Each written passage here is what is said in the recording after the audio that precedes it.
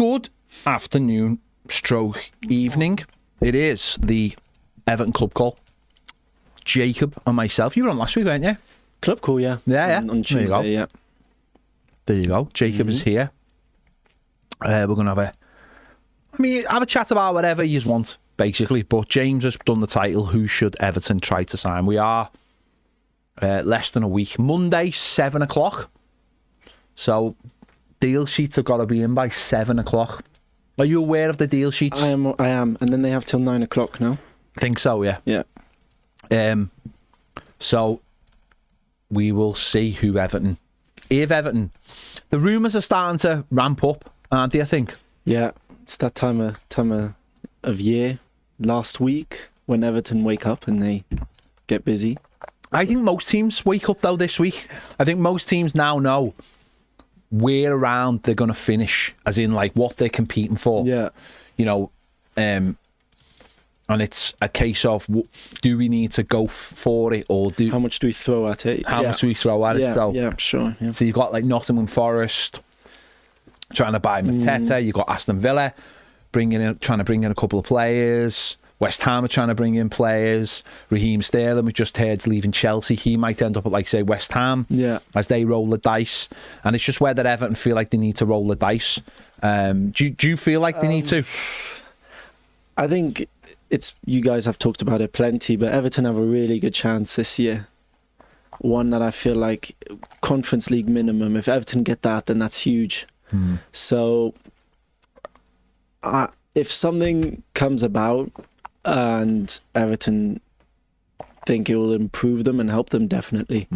I think this time of year it's often like a domino effect. So one team buys one player which frees up one of their other players, which then and maybe somewhere down that line Everton is involved in. Yeah, no, you're absolutely right, because that's exactly what happens. It's domino effect, and it all comes down to, and Everton, we sat on that transfer deadline day many a time, me and Baz, knowing that a deal was there to be done, and you're waiting for somebody at the other team to get to do a move. And I think that's where what like Beto is doing is like he's setting his own domino up. Yeah. And he did the same last year, and it's just a case of whether Everton go for a player to make that domino fall down. And if they do, Beto's ready to go. And I think that's a smart move on. Oh, so, okay, gotcha. So Beto's like got a couple of deals probably lined up, and it'll be Everton will just, if Everton can get someone in, it'll be like, right, you can go. So you think it's Beto waiting for Everton to make a move, or do you maybe think Beto, say Juventus, who he's been linked with, Juventus are kind of interested, so he's pushing for Juventus? Do you not think that maybe it's the other way around? No. It'll be 100% whether Everton can get a player in. Everton are not going to leave themselves waiting to see if they can get a player in, because, and that's always the way it goes, by the way. It's always club try and move someone on. So Juventus will try and move someone on, and that'll open the door for Beto. I think they actually probably already have. And then it's just that's the domino. It's always going to be on there. It's always going to be on there. Club trying to buy, but it's where those dominoes start. That's the problem. Everton could be way down that line. Yeah, you know, it could be a 10 deep domino, and Everton could be waiting on someone. So we'll wait and see. Let's just get it. Let's pull the band-aid off. Let's pull it off. Let's get Fletch on. We all know this is the Fletch show.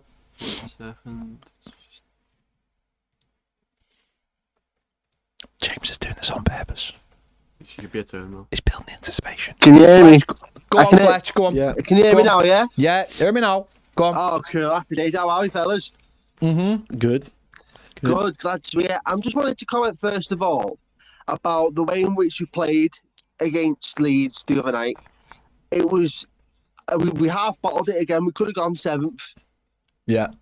Right, we got a point, and we're just about steady in the league now. But we could have every time we get the opportunity to go for it and be in contention for the European places, we somehow either bottle it, half bottle it, miss a chance, half miss a chance, and we don't seem to be getting anywhere when it comes to the games in which we could be in contention for the Conference League, and that really frustrates me.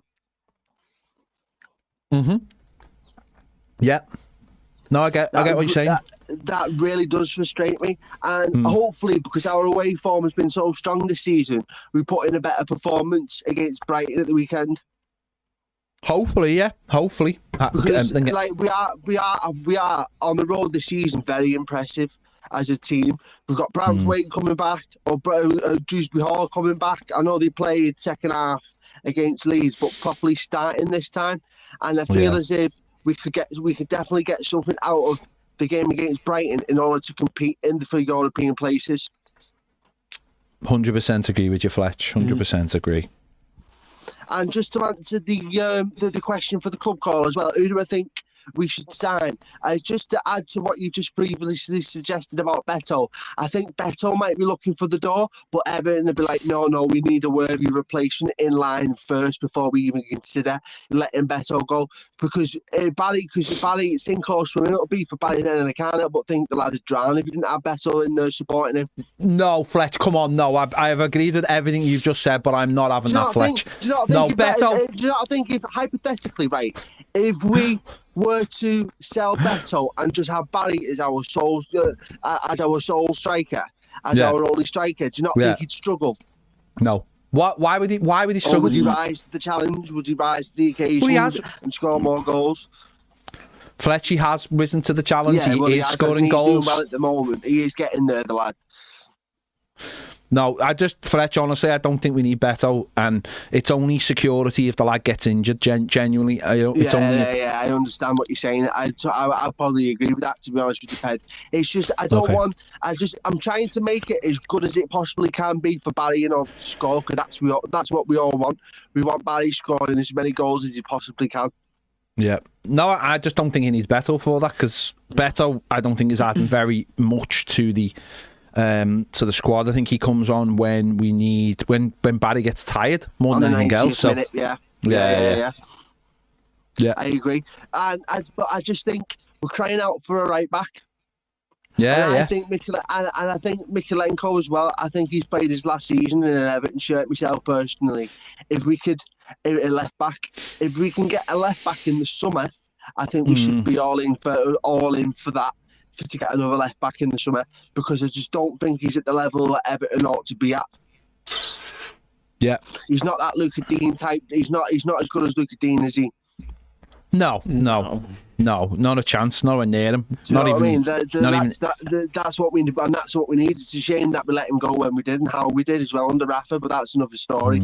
I just wanted to say as well, fellas, Happy New Year. No, it's nearly February. Is it done? No, it's done. It's nearly February. You might as well say Happy Valentine's Day to me. Have you stuck to your New Year's resolutions? Don't have New Year's resolutions. No. Most pathetic thing ever in the world. Do you not think so? No. Why? Why have resolutions? Start any day of the week and go with it, Fletch. That's what I say. Yeah, that's the best bet, isn't it? Do you have any, Fletch? Have you got any, Fletch? Have you got any resolutions for the year? Well, one of my New Year's resolutions is to get into Toffee TV as soon as possible, but I'm still looking for my own place. You can't live here. No, I'm not saying. I'm just on my mum's. I'm in my mum's summer house at the moment. I'm just literally living out of a suitcase at the moment. So hopefully, did you say you were in your mum's summer house? Yeah, so my mum's got a summer house. Okay, where's your mum's? Without being where is it? It's in the back garden. Oh, okay, fair enough. So you're in your mum's shed. You're in your mum's shed. You're in your mum's shed. The heater on and stuff. You're in your mum's shed. Yeah, basically. Yeah. I am. Summer garden sounds a bit nicer though. Call it a shed. It's a summer house. Okay, fair play. No, I'm all day for that. I like the terminology. But and so we need. So in terms of the transfers, then, mate. Honestly, right. When it comes to the transfers, we need. If we get rid of Beto, we need a replacement in before. No, of course we do. It's as simple as that. No, of course. Yeah. And we just need another right back this window. We desperately need another right back this window. Patterson's okay, but I don't think he's a finished article. I think we need somebody to come in with that a bit more Premier League experience in order to achieve great things at Everton. Great things. No, I don't know if they need Premier League experience, but I do think we obviously need a better right back. They just need to be quality, and I think we need a quality right back and a quality left back. That is what Absolutely, Fletch. Fletch, can I ask you the most important question of the day? Go for it. What's for tea? I don't know. Oh, Well, I made myself. I made myself a fry up before, so I'm not that hungry. fair play. Fair I made play. myself a I like fry it. up before, so Did you make that? I'm all right, did you? you know. Did you make that in the normal house or the summer house? Yeah, in the normal house in the kitchen. Okay. Fair Where you play. make food, Ted. No, I know, but you've just said it to. Whoa. If you're, hang on. If you're going to call something a summer house, I expect it to have a kitchen. Oh, right, okay. Fair enough. So, if something is a house, it should have a kitchen. So, Okay, fair enough. just saying. Yeah, It's not yeah, like yeah. you. Yeah, just saying. Yeah. Okay, fair enough. So the fry up has kept you going for the day. Then is that what we're saying? Kept me going. Well, Toffee TV always keeps me going through the day when I'm walking. We the can't dog and feed you, things mate. like that. I'm just going to say now we need a thing No, saying but I mean, we in will terms not of like feed looking you. out for the news and keeping up to date with all the things Everton, Toffee TV is the way to go. Fair Always enough. has been. Fair enough, mate. But just to put a disclaimer on, we can't solve hunger issues. Just want to put that disclaimer right there. Fair enough. Fair enough. Fletch, anything else to add? Not really. Onwards and upwards to the next game, like people have been saying in the comments. We just got to focus on the next game now. We've got to put Leeds behind us, and we need to focus on the next game, and hopefully it'll be 3 points on the road again. 100% agree with that statement. Nice one, Fletch. No worries, Ben. Have a good See you day. later, mate. No, nice care. one, mate. Do you have a summer house? Yes, I was going to say, you actually do have a summer house. we do. It has a kitchen, which It's not at the bottom of the garden either, is it? No. It's in a different country, isn't it? It is. It's actually somewhere where the sun, isn't where it? there is sun. Yeah. That's all. We don't need to You're say gonna ask me, anymore. Pet? That normally, What? You're going to ask me if there's someone else at the end of my goal. I know you haven't got a summer house, but I don't expect you to have a summer house. It's just that I knew Jacob did have a summer house. That's the difference. Yeah, no, but my summer house kind of fills the criteria of what a summer house is meant to have What Yeah. country is it in? in Spain. It's in Spain, isn't it? Ooh. Yeah. You knew that, didn't you? What? That he has a summer house. No? Did you not? Why would I know that? That's not information that. Yeah, we don't. No, you. really- You must have just told me about the summer house. I think it was just yeah. Yeah. Yeah. I don't know why. It feels like I don't know. But did he say we need to sign a right back so Everton can achieve great Yeah. things? That's I think Fletch, it's a mate. bit more than a right. But that's Fletch, though, mate. He doesn't mince his words. He tells you exactly. Okay. He tells you exactly what's going on, and Yeah. I love it. I love it. We've got Eddie. Eddie's always going to be on the phone as well. But where is he? Is he in Texas? Is he in Bolivia? What's up, y'all? Can you hear me? We can hear you, Ed. Eddie, can I ask you two questions? Sure. Where are you? I'm in Texas again right now. He's in Texas. That's where you live. That's fair enough. Do you have a Yeah. summer house? We have winter houses. Is that just your house? No. Oh, okay. Hang on. So you have a winter house? For skiing. Yeah. Is that like And where's your winter house? So, if it's What is like, going on? so like because like in the US you can go skiing. Yeah, of course. I mean, you can do that in other countries as well. Yeah, but like so like people have like winter houses so you can go during like skiing season. Cool. And So, where's like, in that? Colorado. Aspen? No, Aspen? no, No. not that fancy. Okay. Fair play. Yeah. And so how often? really cool? How often would you go to your winter house? I mean, I personally don't go a lot because because I don't ski, so there's not like a big purpose for me to go. But like probably like once a year. Cool. Yeah. And then we also have a house in Bolivia. Look at me, man. I hope you better not be on the lowest tier of Toffee TV Premium. That's all I'm saying. I'm not. Fair. I mean, so would the Bolivian house count as a summer house? Yeah, because we went in the summer because it's in the southern hemisphere. So This I is guess yeah, technically So you yeah. asked him- It was you winter asked him here, if he but had summer there. You asked him if he had a summer house. Yeah, and he said no. He said no, so he can talk about his winter, Winter house, and now we Wow. find out That's cool. What? Well, it's because I didn't. I thought about it. Here? I mean, it was the first time I got into the one in Bolivia in a while, like since I was 3. So. Oh, okay. Okay. So for me, it's not. I wouldn't consider it part of my like regular routine. Fair. But the winter house is. More or less, yeah. Okay. Wow. We are finding out so much about our Premier members tonight. And also Jacob. So many people have multiple houses and James doesn't have a bin. I think it's more commonplace though. Even I was waiting for that one. I think it's more commonplace though in the US just because like there's more land. So like it's easier to have more houses. I mean, that's not the criteria, is it? It's not like if Britain was a bigger place, I'd have a extra house. It's more like a financial situation more than a land situation. That's true too.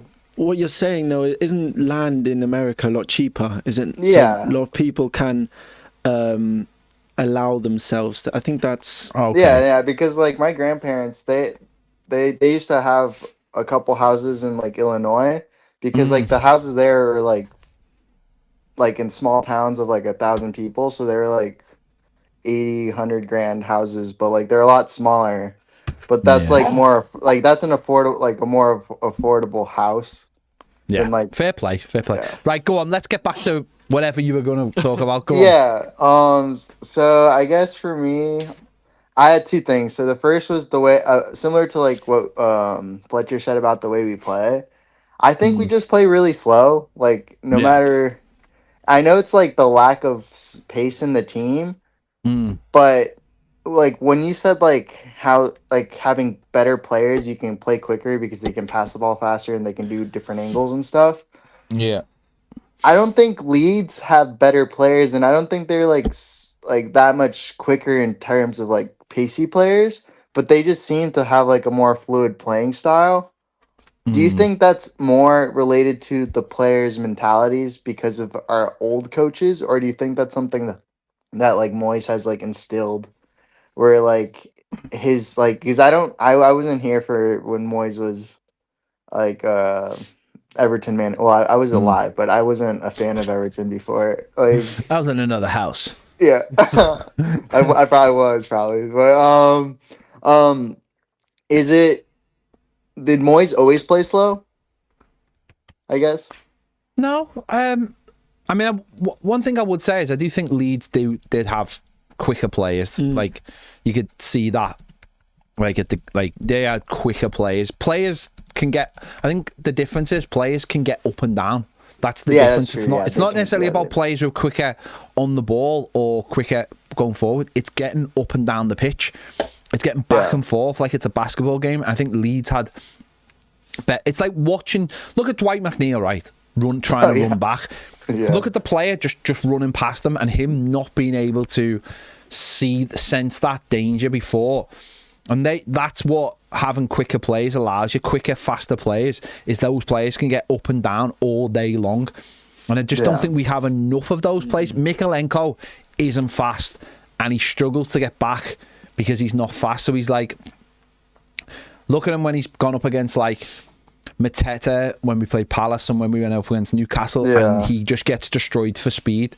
So it's that as well, being wary, getting up the pitch, getting back. I think when you've got pace and power, you don't worry as much. And I think that's what Leeds have got. They found a really good formula that suits them, where they can utilise that pace and that power to get up and down the pitch. And also it really helps when a player can keep hold of the ball for you up front, and that's where they benefited from Dominic Calvert-Lewin. I don't think Barry's quite there yet, but I do think he's coming along. But I do believe when you've got players who can play football better and can pass the ball better and can wrap the ball into each other, and the player doesn't have to take 3 touches to get it under control, I think that makes a massive difference as well. So, as I said, I think there are different levels of that pace, but ideally you want both, and that's what the very best teams have got is like a player who's really good on the ball but is also really quick.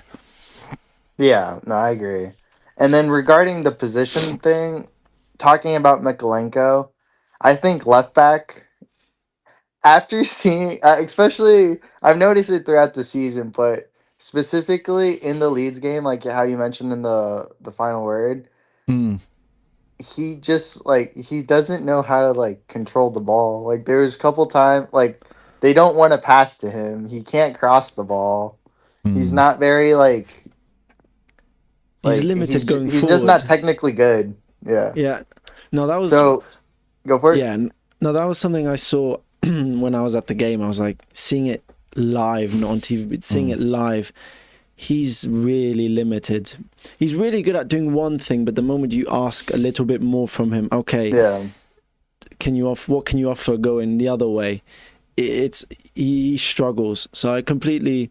But I think it's been spoken about plenty. How Asnu should have come on because that's what Everton. Yeah. Like that second half, Everton really needed Mykolenko to go forward, and he struggled, and to the point where the players just turned away from him and stopped giving him the ball. So I think from what I saw, you're bang on. And that's where I think the left back is more worth it at this point. It's like, I think people find this really difficult to talk about in terms of like when you're talking about your players. And I know like Tieno Barry has put a post out like in the last 24 hours, hasn't he? Sort of where someone had a go at him. Everton extra. And he's like, there is a way, like there is nothing wrong with like number one, there's nothing wrong with criticizing footballers if you do it in the right way. Don't get personal, and don't overblow it. Yeah. Right. But you are definitely allowed to talk about footballers and say this footballer is not good enough for us anymore. It's like it is just the way it is. I look at like a really good way to look at it is like, because I think this is like the extreme case if you've been following them. But look like Wrexham, right? Yeah. Wrexham have gone from being a non-league team to a team in the playoffs in the Championship in 4 years, right? And they have got rid of loads of players that they would class as like legends, like Paul Mullen and Ollie Tingyo has gone, as Palmer has gone, and players like that. And these players are absolute legends for what Wrexham have done. But you know what? It's that thing of like, shake them by the hand and say thank you. You have done the job we needed you to do in League 2 and League 1 or whatever. But these players are not good enough to take them where they want to go. And that can be a difficult conversation for some people.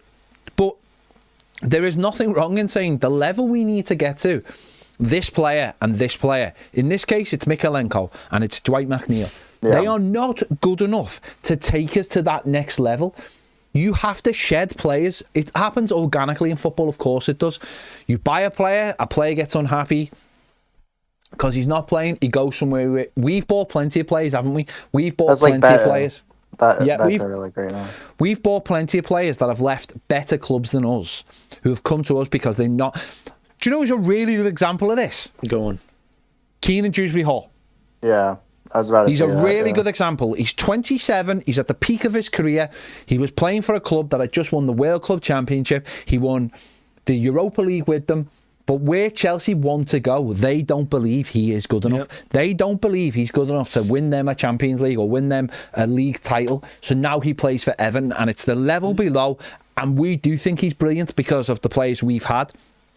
And that's Luca Dean left us and went to Villa. Okay, at the time Villa weren't that much better than us, but look where they are now. And that's the thing. It's about saying, where do we want to go? And I personally don't think Mykolenko is good enough for where we want to go. Oh, he's never going to be. He's never going to be a player who's got the pace and the. I mean, I just look at the two players that come before him. One was Luca Dean and one was Leighton Baines, and he could not lace their boots. And he has come after them, and we have to get back to having a player who is because when Luca Dean come, at first we were all like, oh, he's taking over from Baines, and in 2 games everybody was convinced. Everyone was like, wow, what a player we've got. This guy can take over from Leighton Baines. There's no issue about it. Leighton Baines never played and retired, and that was the end of Leighton Baines. That's football. It's exactly what you said. That's how it works. It can be cruel, and but the people in charge have to be ruthless. It's exactly what you say. Shake their hand. Thank you very much. Goodbye. Yeah. Putting it simply. Do you think? Go for it.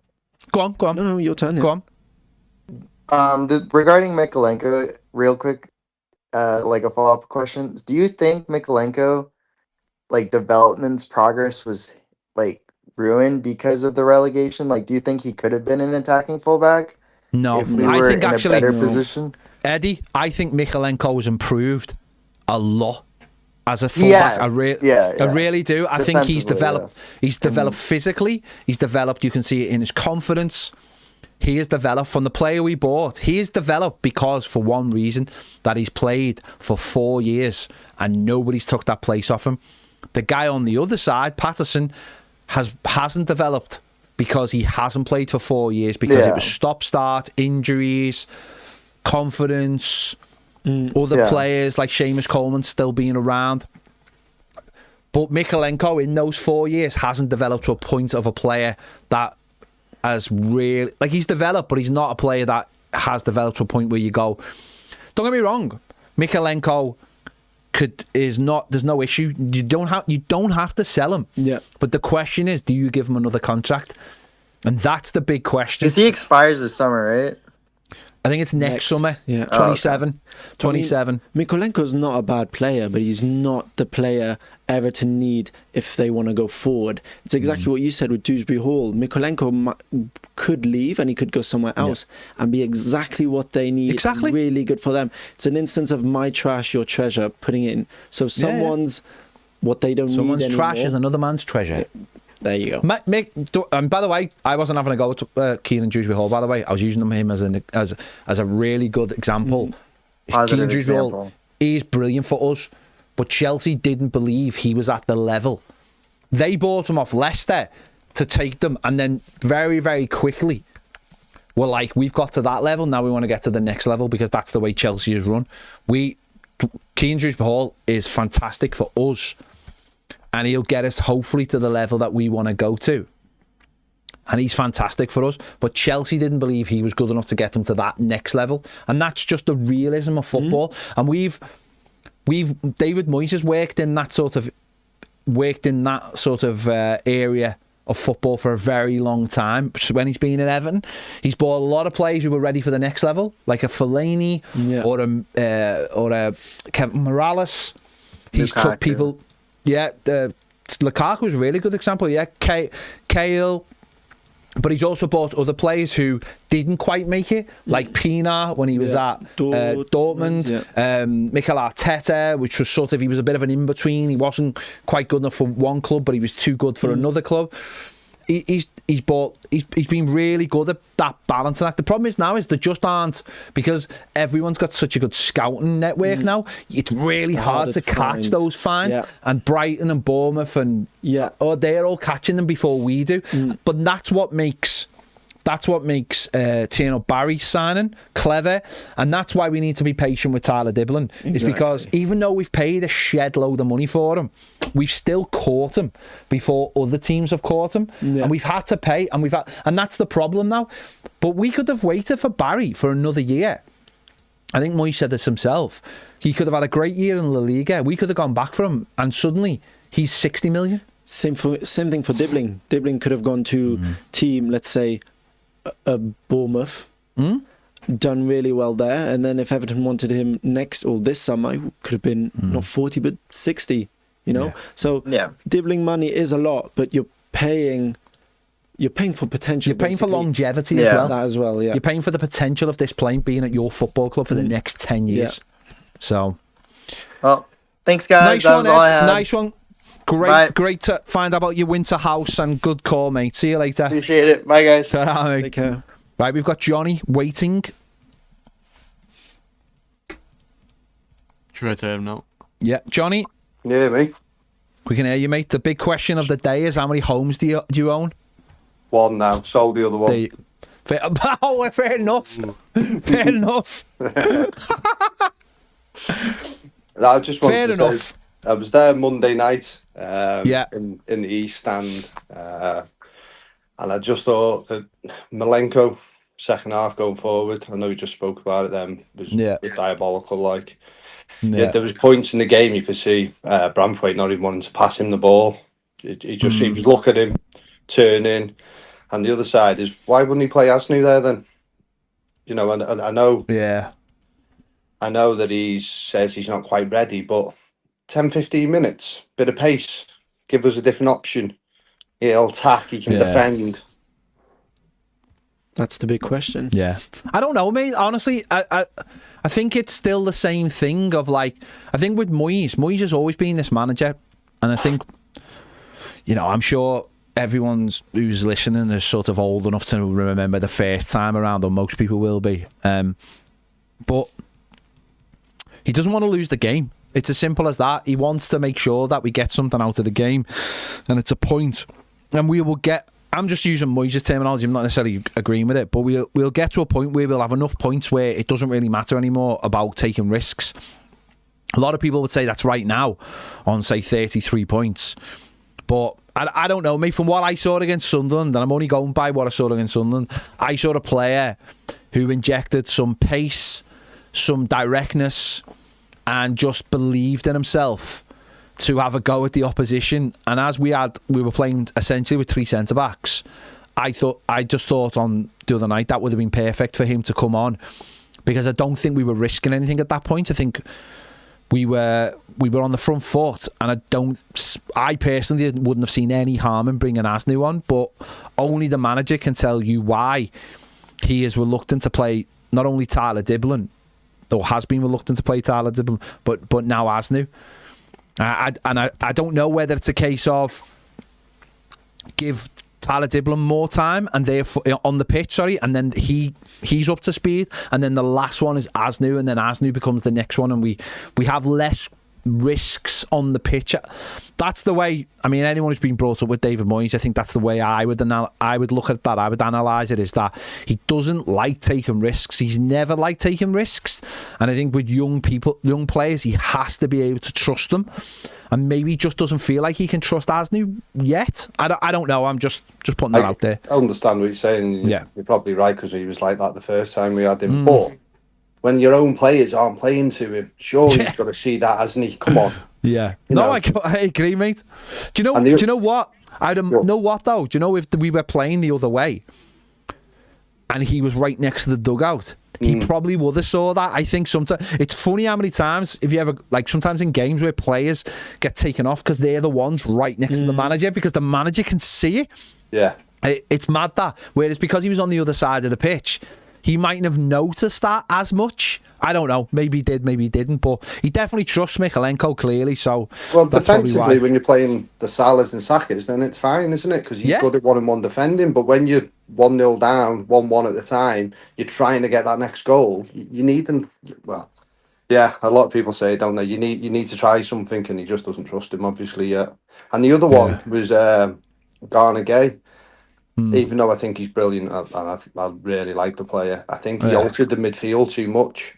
No, I agree with you. I agree on that one. I think James Garner doesn't play the same when he's got Garner Gay next to him. I think they play like too deep next to each other and play that 10 role, what doesn't suit us. Yeah, I agree. And it's plain to see there. It just doesn't suit Armstrong. You know, he wasn't bad, was he? But he wasn't as good as he has been. And James Garner is probably one of the worst games he sort of had without being poor in the last, 5-6 weeks. It was, I would say it was one of the least ineffective games he's had. Yeah, that's a better way of putting it. Yeah, that is a better way of putting it. But normally he's in the mix, isn't he? He's across the whole midfield, picking the ball up. So and that's something the manager's going to have to look at, isn't it? It's something the manager's going to have to definitely. It's really. It's good to be able to go, right, we've got Idrissa back and he's one of our main players. But if you're right about that number 3, I really those 3 midfielders. I really like those 3 midfielders when they're all have a 10. When there's no 10, but there's also no one like sitting. The player who sits deep is a ball player, and that's what Garner was doing. And now Idrissa Garner's come back, and Idrissa improved as the game went on. But you're right, he did alter that style because he just, I don't know. I think maybe with Dewsbury Hall it might work better, because if Dewsbury Hall becomes the player who almost takes the ball off the defenders, and then Idrissa Gana Gay and James Garner take up the roles a little bit higher to be fetchers and carriers. I think it might work better with them. But as you just said, I think James Garner's really enjoyed the responsibility of being the midfielder in the last 6 weeks, of doing everything. And it's I like think you with said there, Ped, he'd like drop back, won't he? And he'll pick the ball up more and play from the back, where he didn't feel like he did that first half, because the Garner gets about more. Garner Gay, he like bombs about more and breaks play up more. Yeah. And I think it's a lot. I think the three we saw it against Villa, not necessarily the three who the players were, but how it worked, is a lot more of how modern midfields work now, where there's not just one player stuck just in like a zone of his own. They're all working together, and they will move round. Where you're right, when we had that number 10, it just didn't work because the two players had to sit really deep, and they're not adding anything attacking wise. But those three, they were moving all the time. And I think that's when Dewsbury Hall, that's when he started playing really well. It was when he went from being a number 10 to more like a number 8 and just dropped in as part of a midfield. And it'll just be interesting to see whether Moyes is like, what Moyes wants. I don't know. You know, it's hard to say, isn't it? It's hard to say. But hopefully we move to a more fluid 3 rather than having just players stuck in there. I think for us to progress, that's what we have to do the rest of the season, personally. Yeah, because what it does as well, it keeps the wide players then become more attacking. Well, as long as McNeil's not on the wing. Yeah. You know, he for the first goal, he's on our side. And I'll tell you what, my 13-year-old sprints past him, mate. It's shocking. Mate, I sprint past him. Yeah, but you run. That's now and again, mate. he's just I can't do half a season with him there. Like, whilst Grealish is out, it'll kill me. Yeah, no, I think it would. Yeah, that would cause a major like wedge between the manager and the fans if he played McNeil on the wing. It would. I think this weekend will be really interesting because I think it was the last. It was the last straw with McNeil and Mykolenko for a lot of people. So I think, and players have come back. So I think. Although I've heard that about 507 times. Okay, so maybe just for that's maybe just for me because I was just like, yeah, I was like, oh yeah, I don't want to get into it, but yeah, go ahead. And the last one. Go on. But now I know we all know we need the right back probably. Even though I think Pat was played really well and probably can be given a chance. We know we need the left back, striker because Beto's a donkey. We need one of them. But is a left winger more important, or a right winger and letting Ndiaye swap in January to push on for like to try and get that European place? What we still in the sort of mix for, or do you think not? No, I agree. I think it would be if we could get a winger with pace who could play either side actually, who you could say, right, you can play on one side and go down the wing, and then you can play on another side and cut in with that pace. I think that's what we need anyway, because we've got 3 very similar wingers who are players who love the ball and love dribbling, where I think we need a little bit of directness. We need someone who can just pick up the ball and run. But not only that, doesn't have to have the ball. Someone that when we're going down one side is flying up the other side and making it really difficult for the opposition. Because they're like, the pace is pushing them back. I just don't think we have enough of those. Well, I don't think we have any of those players. So I think that's definitely something we need. Definitely. It's either that or he uses Asnu as the left winger, but that speed, isn't it? It's what, you know, for me. I know there's a few days left of the window and it's not looking like much, but Moyes does surprise people like he did last January. Well, Alcaraz out the blue on the last day. He was like that last time. He just comes out of nowhere. So hopefully we can get a winger. Absolutely. You know. Yeah. All right then, boys. Nice one. I'll catch you later. Thanks for your call, mate. See you later. Bye, nice one. Bye. Few people in the comments, just little mentions of Raheem Sterling. Yeah. Would you have Sterling? I would. That's because Everton, the manager's reluctant to play or give Dibbling the time we all think he should get. McNeil's not doing it. Grealish is out. The only winger doing it at the moment is Ndiaye. Yeah. So that's one. Yeah. So if he's available, then as we said at the beginning, it all depends on who's available and for what, and whether Everton pros and cons. And I think with Sterling, I think it would have to be just to the end of the season for sure. Yeah, I think he does tick a lot of boxes. I think the manager would trust him. He's been at some big clubs, Chelsea, Manchester City, and Liverpool. I think it's just what's left in the tank.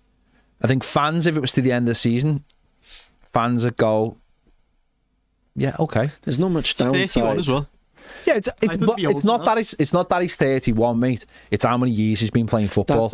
That's exactly like you literally as a footballer, if you've been playing at the highest level, you literally get like this you get this window, and it doesn't matter where that window fits. It's whether it could be like you've been playing since you're 16, you'll probably just get to 30. If you've been playing, apart from Ronaldo, who's a genetic freak, it's just.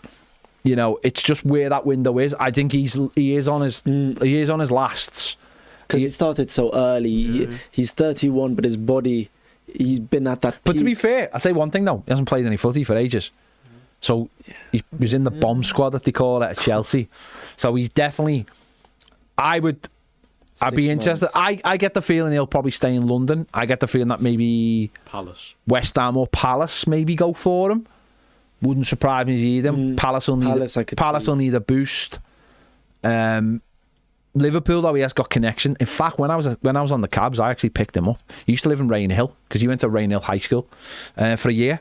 He was in digs up there, and I actually picked him up once. So he's been at Liverpool. I don't think that really matters to us because he left Liverpool to go to City. So it's more of that's actually, you can applaud him for that. That might be one of those last day of the window. Yeah. If no one else has took him, someone might get on the phone and go, do you want him? And Everton might go. And this might be, if we find out Grealish needs an operation and he's going to be out for the rest of the season, could be something that just covers that. But I don't know. But there's loads. Someone just said there, Harry Wilson, Oscar Bob's just gone to Fulham. Harry Wilson, if we're 6 months left, if we're looking at him, then maybe we put a fee, we pay and get him out of Fulham. If he still hasn't signed the contract. Someone said Sterling would be like Dele. No, he wouldn't, and I'll tell you why. Because I think Dele lost the love for football. I think that's more importantly, and obviously there's lots of reasons, but I think Dele lost the love for football, whereas I think Sterling very much still wants to play football. So we've been linked with Duran as well.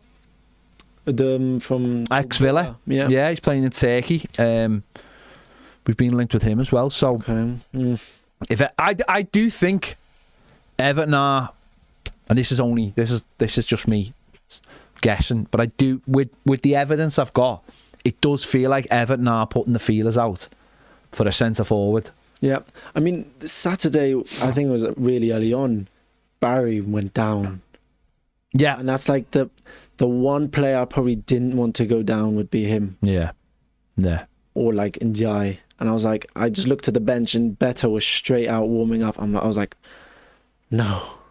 Yeah. So I'll be honest, when he went down, I was more like, yeah, it's not wrong with you lads, get up. Oh, yeah? Yeah. It was far away from me, so I had a bad. It's far away from me, I'm in the south stand. Okay. No, I was like, nah, there's nothing wrong with you, like, get up.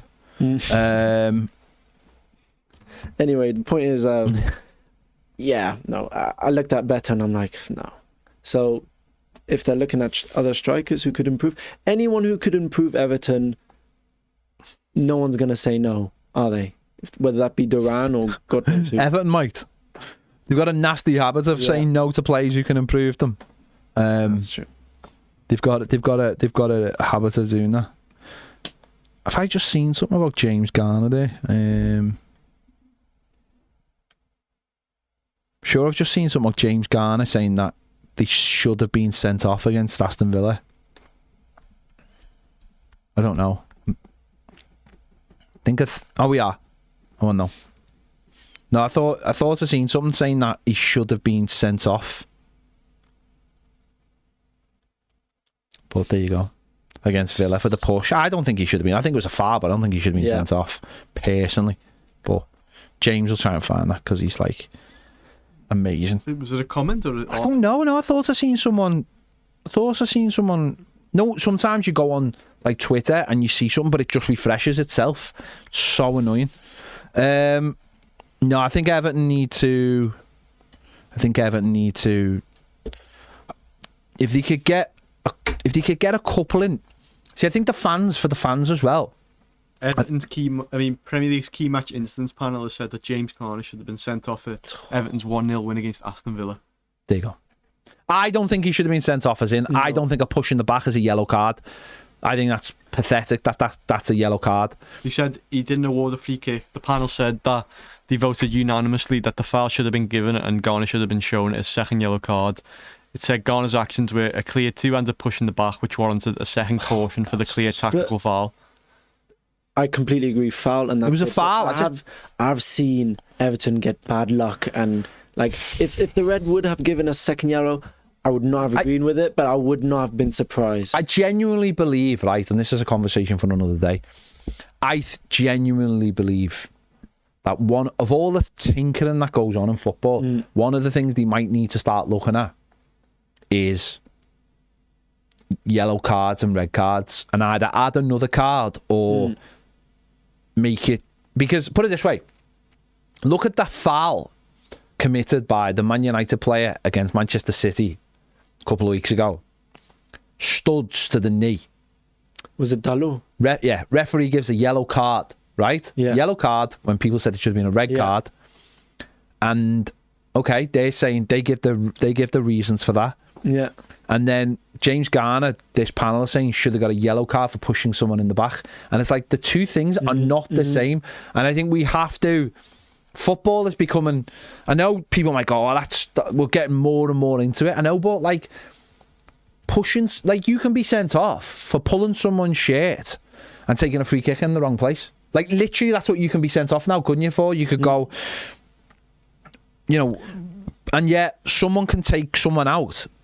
Michael Keane gets sent off for pulling someone here, and there was another one then there was the Dalot one that weekend. It's like we have to start understanding, like people are getting fouls people are getting yellow cards and fouls for like nothing. But the fact that we're even discussing this, is it yellow? Is it rules are meant to be?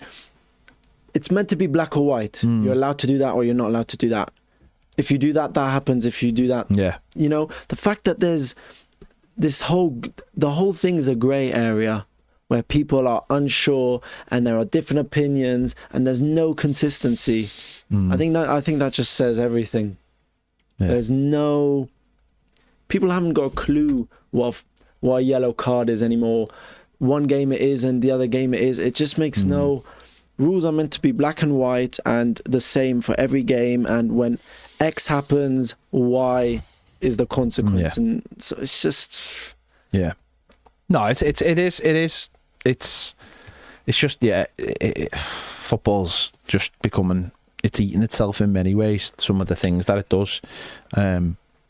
Even this kind of stuff, because I always feel like this kind of stuff is like, well, the referee got it. I know we're looking for transparency, but it's like the referee got it wrong. And then so all we ever think is like, this is going to be evened up, isn't it? James Garner's going to...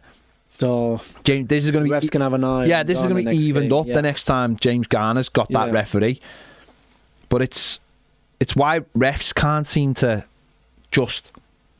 Like we said it on the Michael Keane one, it was like the referee had a really good game up to that point. And then the ref gets told by a senior referee to look at something. He looks at it and it's just... And it's all of it's mad. Like someone has more power. Yeah, the offside against Villa. It's like... Yeah. To me, I still think that the linesman thinks Harrison Armstrong heads that ball. I can see that. And he's put the flag up, and the flag has made them go in and really look at it. Whereas if the flag, you're told not to put your flag up. Like, if the ball goes in the back of the net, let VAR deal with it. Let them find something wrong with it. And then people will go, oh no, yeah, but you should be letting the referee the game. I know, but then when someone goes 1-on-1 and scores, but the flag's gone up, and the ref's blowing the whistle, then you're saying, well, you should have let the game go on. It's like, for me, linesmen genuinely, right, should just like not put their flag up. Because I hate the other one is the one where they put the flag up 20 minutes after it's happened, like the offside, and you're like, you either do it straight away or you don't do it. Let VAR decide whether something is a goal or not. I mean, I do get the point where people may why they keep it down, because if something happens afterwards, say goal happens and the ref thinks it's offside, but it isn't, then they've just ruined the whole chance. Yeah. I completely get that's why they changed it, but then it's exactly what you said, another grey area, so just bin the whole thing. Yeah. It's just... I'm getting to the point where there was one the other night when Arsenal scored against Man United to make it 2-2. Goal line technology, give it, and then they had to wait for VAR to confirm it was a goal. Like, why? VAR's give it. What else are you looking for? Like, it's mad. It's absolutely mad. To me now, I'm getting to the point where I'm just like, number one, I think they should be independent VAR anyway. Like, they shouldn't know the refs and the refs shouldn't know them. But number one for me, it should be goal line technology, semi-automated offsides, and only should the VAR intervene when it's violent conduct, as in like someone's cracked someone off the ball. And, you know, something maybe in the box, a foul in the box maybe. Nothing else. I think the referee should be left to his own discretion now to do everything else, because I just think it's getting... It's ruined it. I just think it's getting to the point where... I just think we're getting to the point where it's just like they're letting every single decision be looked at by the refs now, because people were like by the VAR, because they were like when it was the FA Cup weekend, they were like, people were like, oh, this is so much better. It's like, it is and it isn't. The refs feel more empowered because they're the people in charge, but there's still like some dodgy decisions. Like, put it this way, watch the Championship now and again and tell me if you want VAR or not, because some of the decisions that are made are mind-blowing how bad they are. Yeah, no, I think VAR needs to be in place, but it's just people using it are just they're so wrong with it. They don't use it well at all, and they still, something that can be so helpful just doesn't help them at all. The other thing for me is a couple of things is either let refs just have 2 challenges a half. So if they think something's bad's happened, let them challenge for it. Yeah. Like, so if Michael Keane has pulled his hair, let the ref their manager challenge for that. Yeah. And which brings another tactical side to football. But the ball would have to be out. You can't just throw. You know what I mean. You can't just stop the game. Yeah. So that for me is another thing. But the rules just have to be more black and white, right? It's a handball. Like, I made up the lad at City. I don't know why it took him so long at the weekend to not give a penalty. The lad had his hand by his side and it was smacked at him from about 3 yards. Yeah. It's not a penalty. It's not a penalty. But in Europe, it would be a penalty. But the lad went over, and I think it was his first game in the Premier League, and he just went, no. I don't know why it took him so long to come to that. But it was like, VAR had to show him it because it had hit his arm. And it's like, come on. Common sense. Yeah. Common sense. And it's been going on for so long, to the point where, me personally, I've looked at other sports like NFL and stuff, just because football's not doing it. I'll always watch Everton, always have, always will, and in Premier League in general. But it's just like other games, I'm not fussed because the game start, refs ruin it. Yeah, it could be really good game of Wolves game. I don't watch any games. The refs just, there you go. I don't watch any games. Like tonight, you were saying before about the Champions League. I might watch the goal show just because it's literally the goals. I'm not asked about watching a game. No one excites me out there. PSG, they've got I think they look very tired this year. Yeah, but I don't like. I couldn't sit and watch. It's so football to me now is so boring. Like Anthony Gordon said it earlier about the Aston. He was like, Champions League, 2 teams having a go at each other, not this whole defensive setup and all this nonsense. It's just like Premier League is a race to not be relegated, and then maybe when you get to April starts getting exciting because teams are like, we're not going to get relegated, we might have a go now. We're not going to win the league either, so we might as well just have a go, because even if we lose, it doesn't really matter. It's like, it's become so boring. Just to like so many people talking about Njai to Man United. Everton have got in from the summer. I think he's still got 3 years left on it. Is it 3 years left on a deal? I think it's 2. I'll double check. What did he sign, a 4 or 5 year deal? Right. So Everton, it's in Everton's court, isn't it? This thing of like, oh, Manchester United are going to buy him. Why? His contract expires in 2029. 2029. So he's got 3 years left on a contract. Everton control the situation, right? So, especially with the whole Grealish thing. And what Everton have shown in the last few years, even when we've been when we've been like skinters, like Richarlison, we're not selling. Branthwaite, we're not selling. If you want to buy him, he's 90 million. And I imagine with 3 years left, it'll be a similar stance with Njai. If you want one of our best players, it's 90 million. Everton will have to give him a big super duper contract, but that's what you'll have to do, isn't it? So this whole thing, oh, Man United, yeah, come back with 90 million and we'll have a conversation. They didn't come back for Branthwaite, did they? So someone said Lingard. No. Where does he play? China? Japan, innit? Japan. He's playing. Fucking hell, he was playing in Korea. Not Japan. Jesus Christ, he was playing in Korea, wasn't he? But he stopped playing in Korea now, so I don't know where he is.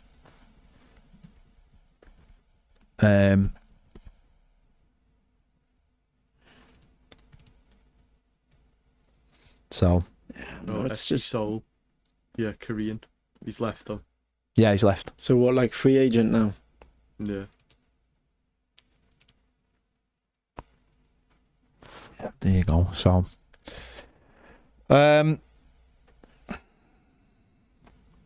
I think the minute Everton get to like genuinely when Everton get to like 38 points, then we'll start playing as new. Genuinely. You think that's what it's up? Genuinely. Moyes has always done this at Everton. Okay. He waits. You read him the other day? He waits till he gets to a certain place where he feels safe, and then he'll start playing players. Do you think that Moyes doesn't have his eyes on not safe but the top, or with that close? Not till that's sorted. Genuinely, he's always been like this. Always. Like, but also, because I could see him then going, we're pushing for Europe now, and then it's not the fear of relegation, but it's the trying to get. it's risk and that. no, but it's risk and reward with Moyes, and this is what he's always done. He'd rather play a player or play players that edge you over the line, like that he knows will edge you over the line, Yeah. than play players that might stumble. And there's no. The thing about it is, right, there's no thing for Everton to get into Europe this year. There's no one said at the beginning of this season, No, did they? no, Nobody no. said Everton have got to get into Europe. Everyone said, to a man, woman, dog, everybody said, can we just have a nice season? Yeah, Can we just just have a chilled season? Stable, comfortable. No band. Yeah. Just stable, finish 10th, Yeah. mid-table, whatever we do, 50 points. Yeah. That's what we want. And now suddenly it's like, you look at the league and you go, ooh. You got to adapt, that's what I'm saying. Yeah. But Moyes has been around football long enough to go, I know my team will get us. This team will edge us over the line. And that's what you asked for. And we'll go. And that's why it's like I wasn't, even though I want us to buy players, I wasn't like thinking that we would buy players. Because he said this last summer. He said this last January. He was like, well, when I walked in, we were fucked. And by the end of January, we were safe. And he was like, so I didn't need to buy anyone. Carlos Alcaraz came, and it was like, well, yeah, it's another player. See what happens. And he's done all right for us. But it's that thing of Moyes is just like, I'll wait. Because the other thing I think Moyes, with his experience, realises is that the teams around us aren't going to run away from us, are they? And the only teams who are going to sort of run away from us are the Chelseas and the Liverpools, the ones who have invested hundreds of millions of pounds. But the other ones, like Brentfords and Brightons and whoever else is around us, they're all going to be similar because football genuinely is consistent. You are, don't get me wrong, some teams will have really good runs and I'll push them up the table, but most teams will just be the same because once you've played each other twice, you sort of know where you are. And I think that's where Moyes goes. For the time being, we're going to do this, and then when we get to that point where I don't have to worry anymore. But we had this debate last year, didn't we, James, about it was Schmidt last year, wasn't it? Yeah. Moyes isn't also The full show, me and Ped arguing about it. And obviously, What were you pro or con? Like which? I said we shouldn't have played Calvert-Lewin towards the end of last season and just played Chimity. yeah. I mean, ultimately, we were sort of both wrong. Yeah. The first argument. we were both wrong. But it's not the managers like he obviously didn't believe Schmidt was good enough for Everton anyway. Yeah. So that was the first point to call. And that's where, I'm not saying he thinks that about Asnu or Dibbling, but that was clearly, he was like, I'm not putting this lad in the team because I just don't think he's good enough, right? So I don't know whether that's his view on, I don't think that would be his view because he bought Dibbling and he bought Asnu. Yeah. So I think that would be different. So... What was that? You're right there, Chewbacca? Yes, that sounded like you really sounded like Chewbacca. I done it into the as well, so I don't even hear it. So there you go. Also, I have no idea whether Everton are buying players or aren't buying players. I am not in the know. I am surmising from evidence that has been provided over many years. Many years. If Everton win on Saturday and the league table looks like, wow, this looks good, then who knows, maybe with a couple of days to go, we'll go, we're buying because we're going for it. Maybe the Freakins pick up the phone and go, Angus, David, go and get what you want. Yeah. Bring that Usman Dembele. Yeah. Give that. I'll take him out. Give Paris a bell, lad. See what you can get. What's Mbappe up to? So, or they might take a risk on a Duran or someone like that. Yeah. What's he on? Oh, he's on 100. Not ask. Go and get him for the rest of the season because he will get us 6 goals, and those 6 goals will get us into Europe, and that pays for his wages. It's all it is just using the evidence that we've had before to work out what where we're going to be and what we're going to do. We're still in the mix, but I do think Everton are trying to just put it. They're feeling people out For sure. They're definitely feeling the right back at Genoa. Yeah. Norton Cuffy. They're clearly feeling him out. And I'm not saying it's not always a thing of like who we're rumoured to be going after. It's whether we're making phone calls. And then when you make phone calls, you start receiving phone calls. We've got so and so, he's available. How long's he available for? Yeah. 5 months. Blah blah blah. Have a little look at him. Nah, he's not for us. Yeah. That's what tends to happen. That's why no one buys anyone in January till the last week. As I said before, you want to see where you are in the league. How will someone help you? Does it stop you buying anyone in the summer because you've spent on a player? Long-term targets. So we'll see. But yeah. I mean, we do know Moyes is picky with the players. Like he has this list and it has to fit everything. Like I've heard things that like he calls up their old manager and what's he like? And how's his life outside of football? Yeah. So he's very. He'll have meetings with the players as well. Well, there you go. So he's not just going to go for anyone. But I think Moyes also in that Sunderland game, he turned around and looked towards his bench and he's like, "Yeah, our squad's not very big." So I'm. Again, I don't know as much about him like you do, but I'm sure he's looking. And that's why I think the 2 positions he will definitely be looking at are centre forward because he knows he can get rid of Beto. Yeah. He knows he can get rid of Beto, and right back because we look better with a right back, but it's not necessarily Nathan Patterson. Yeah, because I think the manager will be looking at Nathan Patterson going, "You've done all right. You're still not good enough." I also don't know whether you can get through the rest of the season without getting an injury because evidence once again proves that Nathan Patterson gets to about 6 games in and picks up an injury. Now, I really hope he doesn't. Yeah. I really would love to see Nathan Patterson in that Scotland squad that plays at Hill Dickinson, I think, and then hopefully pushes on to be in the World Cup. I think the lad after the last couple of years really deserves that. Yeah. So let's hope that can happen. Keith, I don't think any Evertonian, and maybe I'm wrong, I don't think any Evertonian would have any concerns about Sterling signing for Everton based on the fact that he played for Liverpool. This is a lad who walked out on Liverpool to go to Manchester City. I'd stopped them from winning leagues multiple times. I don't think anyone. Disrespect. I think most Evertonians would be like, he left him. So I honestly don't. I wouldn't worry too much about that. Maybe listen. I don't know. I don't think Sterling can go to anyone and go, I want £300,000 a week because they'll just go, no. See that couch you're sitting on? Just stay on it, lad. If he wants to move, he has to accommodate, which he will. Yeah. So no one's gonna he's going to have to accommodate to what the clubs are willing to pay. It's like when we talk about Grealish at the end of the season, it's like when people go, he'll want £300,000 a week and City will want 50 million. And it's like, no, they won't. Because City ain't getting 50 million off anyone. Yeah. And if he wants to move, no one's paying him £300,000 unless it's Saudi. And I don't really see Jack Grealish going to Saudi. I just don't think it's happening.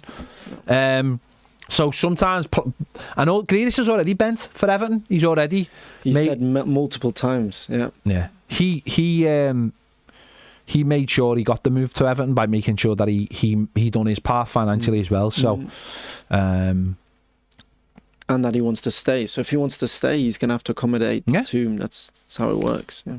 And if City want X amount of money for him,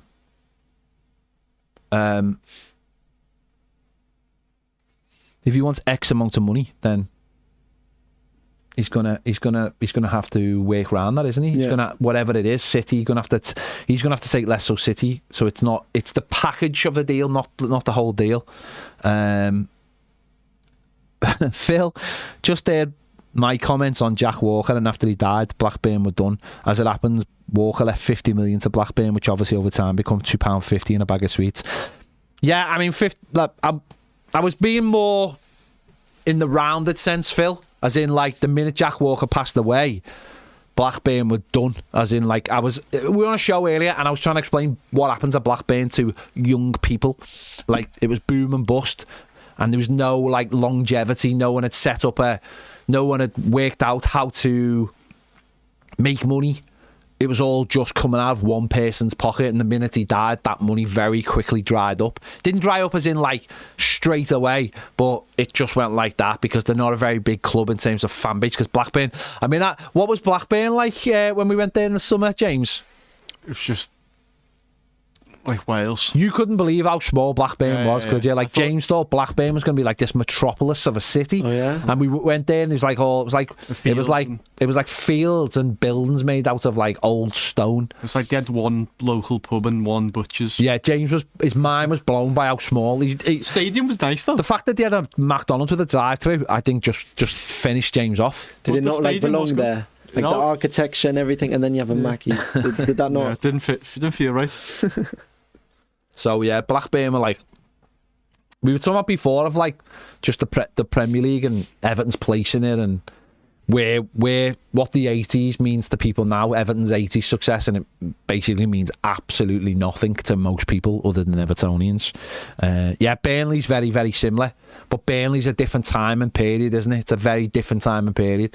Not too much different, because even though they've got American owners, it's not like they're pouring money into it. They're not like they're building a new stadium. Blackburn went from being tiny to having a really nice 3 sides of a stadium, winning the Premier League, getting into the Champions League, and then back down to absolutely nothing in the space of like 8 years. Lloyd on the super chat says, thank you Lloyd, says my 4 players to bring in: Diego Moreno from Strasbourg, Suarez from Sporting, Doué from Strasbourg, and Pepe Guy from Villarreal. I think you can, the players who play for Strasbourg, I think you can immediately draw a line through them because it's Chelsea. It's Chelsea, I'm afraid. So I think you can immediately draw a line through them. Yeah. So, but fair play, good shouts. That Doué he's a right back. He's some player. Yeah. Whoa. Yeah. Yeah. Obviously, Blackburn was bought by the Venkies, who destroyed it, basically. Destroyed the club. Alan Myers has got some unbelievable stories about the Venkies when he worked for Blackburn. One involving Paris Hilton. So it's an incredible story.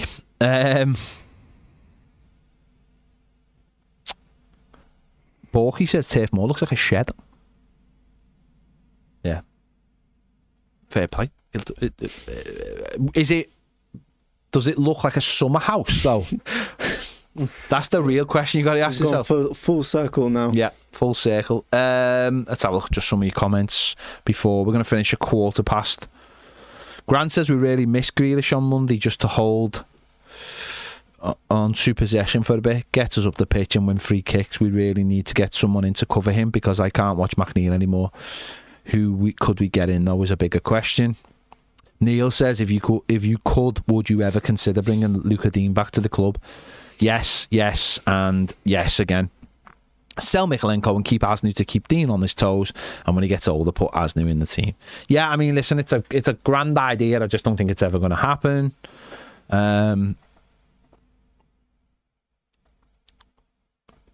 Neil says, would you consider keeping this year's home, away, third and fourth shirts for another season, or would you change them or keep them without the stake logo?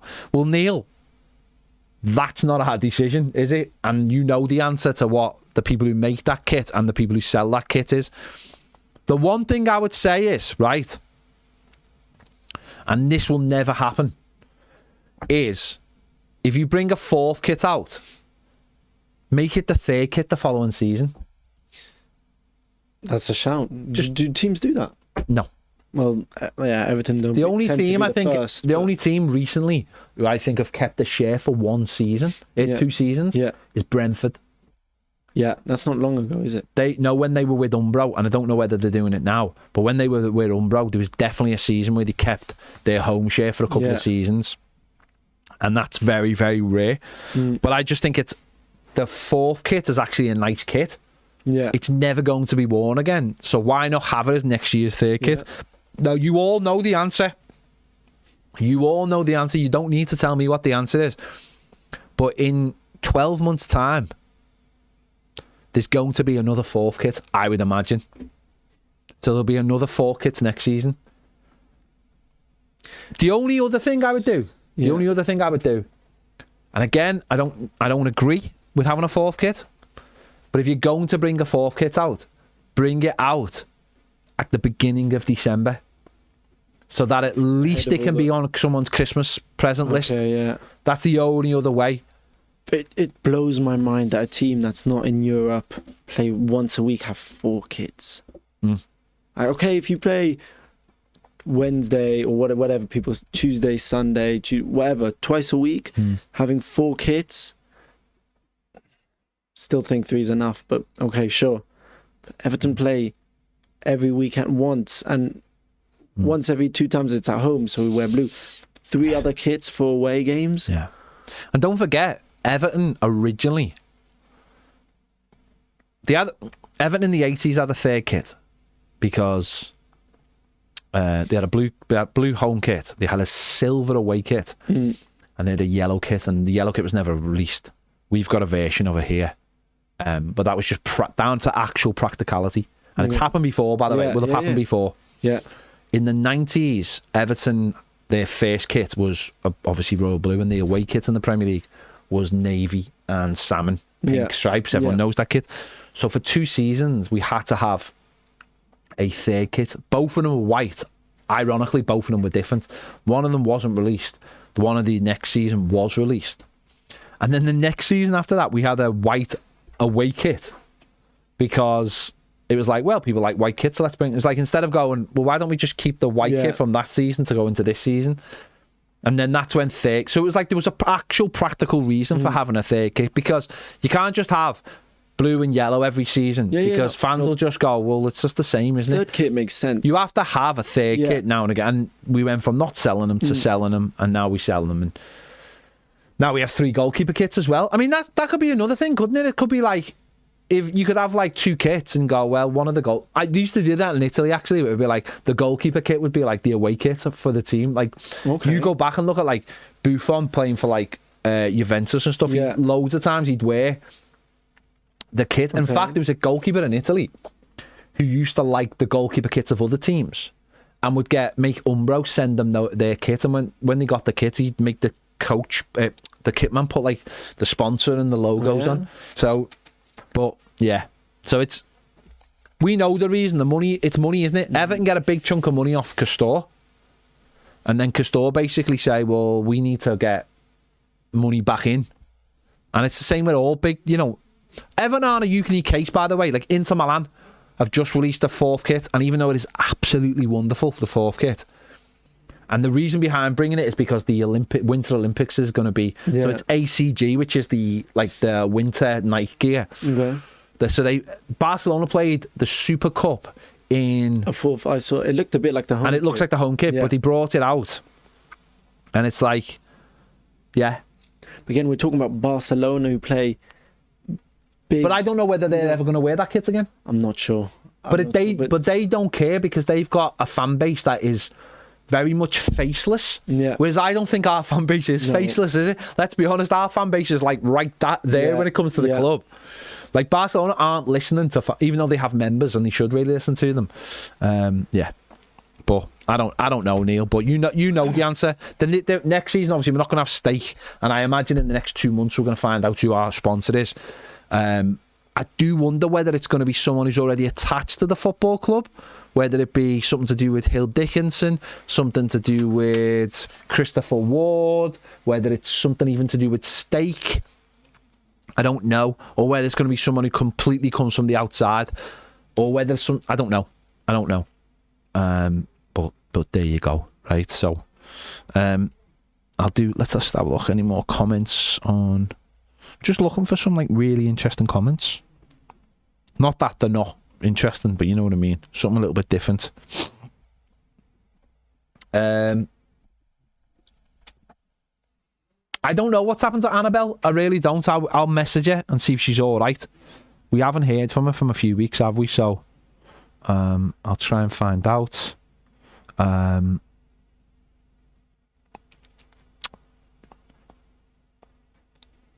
Mark Foster says, will we not sign anyone on a permanent deal? Loans are an outside possibility. I don't think they want to outlay any money unless they really have to.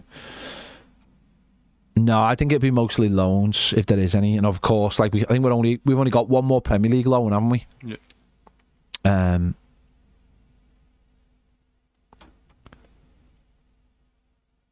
Steve P says, I saw an interview with a Burnley fan and they were asking him a bigger club, who if these are bigger clubs than Burnley, and they said Everton, and they generally said no one believed it. Well, I think that tells you more about what's going on in Burnley, because there's no reality. Nowhere in the Marvel Cinematic Universe is there anyone who believes that. Yeah. Right. We'll be back tomorrow live at 1:00.